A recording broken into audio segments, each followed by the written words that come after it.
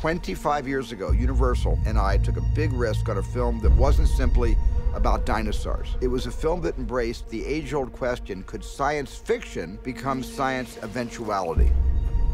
Jurassic World was a celebration of something that we all love. This movie is different. This movie is pushing something that we know forward into the future. You have everything that you need in a Jurassic movie, but then it gets more claustrophobic.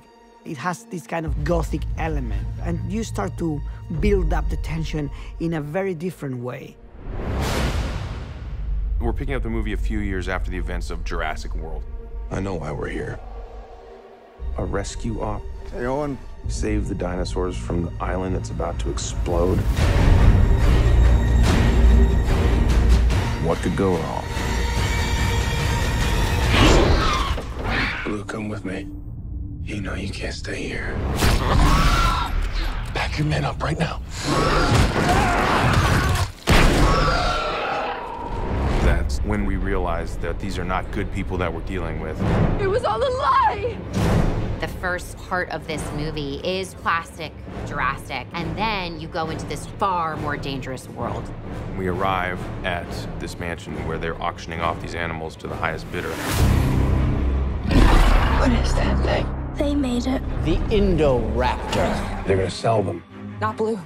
They need it for something else. We get to learn a lot more about Owen and his very special connection with Blue. Easy. I told Steven Spielberg, I think the heart of the story is about Blue. Hey, girl. I say we shut this whole thing down.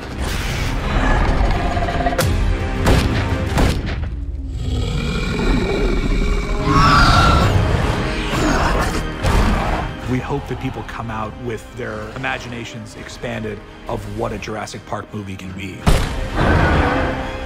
These creatures were here before us. And if we're not careful, they're gonna be here after.